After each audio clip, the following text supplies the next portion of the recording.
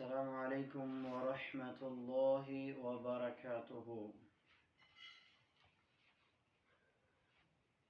الحمد للہ وحدہ والصلاة والسلام علی من لا نبی بعد، اما بعد فاعوذ باللہ من الشیطان الرجیم، بسم اللہ الرحمن الرحیم۔ برادران اسلام، نبی علیہ الصلاۃ والسلام کے معوذات کے حوالے سے گفتگو جاری ہے۔ نبی علیہ الصلاۃ والسلام نے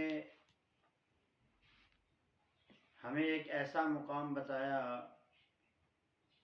کہ جس جگہ پہ انسان اللہ تعالیٰ کی پناہ طلب کرے تو بڑے سے بڑے نقصان سے بچ سکتا ہے۔ وہ مقام کون سا مقام ہے کہ جب انسان غصے کی حالت میں ہو اور وہ اپنے غصے کے اوپر کنٹرول کر لے تو وہ بڑے سے بڑے نقصان سے اپنے آپ کو بچا سکتا ہے۔ سیدنا سلیمان بن سرد رضی اللہ تعالی عنہ فرماتے ہیں کہ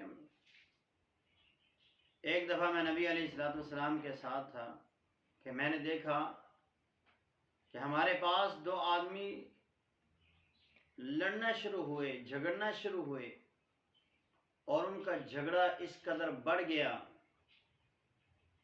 کہ وہ ایک دوسرے کے دستے گروبان ہو گئے، اور پھر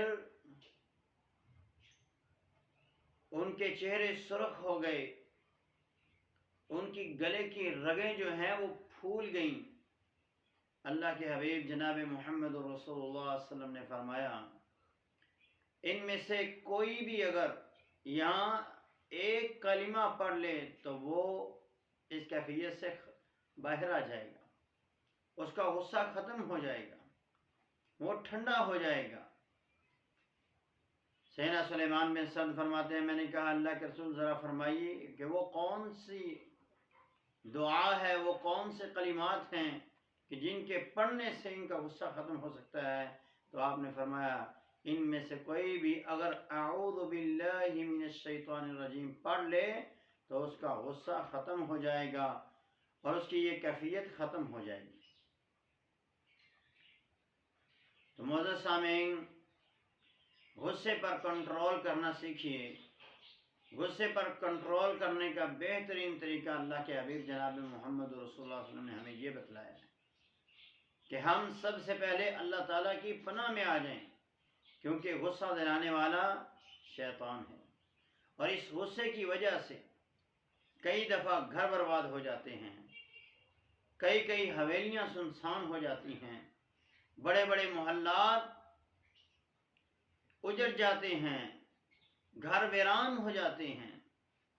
اس لیے جب بھی کوئی جب بھی غصہ آئے تو ہم میں سے ہر ایک کو چاہیے کہ اس وقت اعوذ باللہ من الشیطان الرجیم پڑھے۔ نبی علیہ الصلوۃ والسلام نے کئی ایک اور طریقے بھی بتائے کہ وہ کھڑا ہے تو بیٹھ جائے، بیٹھا ہے تو لیٹ جائے، یا اس جگہ کو چھوڑ دے تو اس سے اس کا غصہ ختم ہو جائے گا، اس کی کیفیت بدل جائے گی۔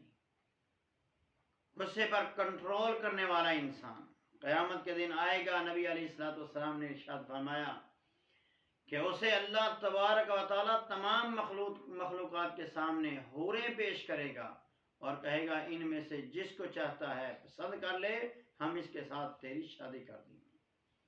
تو یہ مقام ہے، یہ عظمت ہے، یہ شان ہے اس بندے کی جو بندہ غصے پر کنٹرول کرنا جانتا ہے۔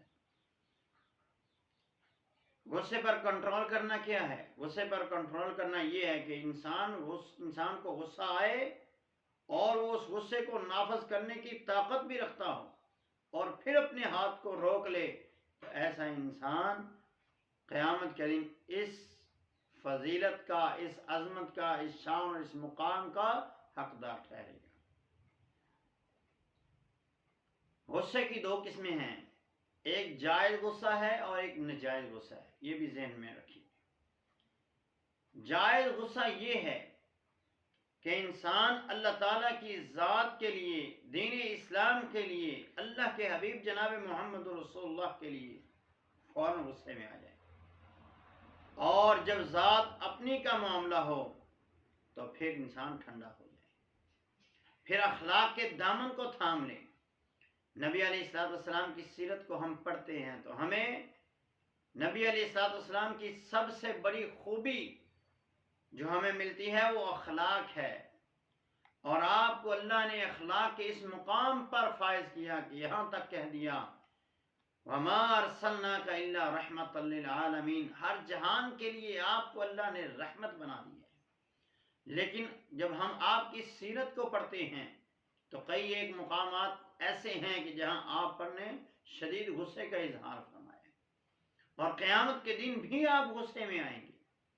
تو اس لیے وہ غصہ نبی علیہ الصلوۃ والسلام کا کس کے لیے تھا؟ اللہ کے لیے تھا۔ وَمَنْ تَقَمَ النَّبِيُّ صلی اللہ علیہ وسلم لِنَفْسِهِ، نبی علیہ الصلوۃ والسلام نے کبھی بھی اپنی ذات کے لیے انتقام نہیں لیا، غصہ نہیں لیا، غصہ نہیں کیا۔ جب بھی نبی علیہ الصلوۃ والسلام نے غصہ کیا یا آپ کو غصہ آیا ہے تو وہ اللہ تعالیٰ کی ذات اور دین اسلام کی خاطر آیا ہے۔ جب اسلام کی حدود کو اسلام نے جو فرائض عائد کیے ہیں ان کے اندر نرمی لوگوں نے دکھائی ہے تو اللہ کے حبیب صلی اللہ علیہ وسلم کو غصہ آیا۔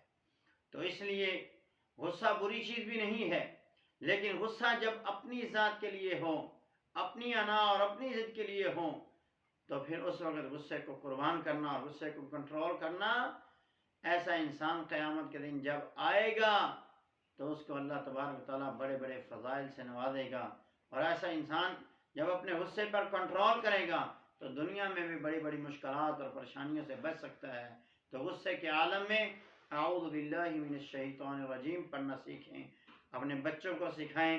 جب کوئی بچہ غصے میں آئے، جب کوئی بڑا غصے میں آئے، جب کوئی لڑ رہا ہو، لڑائی جھگڑا کر رہا ہو، تو اس کو سکھائیں میرے بھائی، میرے بیٹے، میرے بچے، تم اعوذ باللہ من الشیطان الرجیم پڑھو، شیطان کا غلبہ اس وقت تمہارے اوپر ہو چکا ہے، اس سے بچ جاؤ گے۔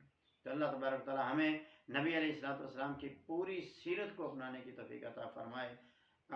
اقول قول هذا استغفر اللہ لی ولکم ولسائر المسلمین۔ السلام علیکم ورحمۃ اللہ۔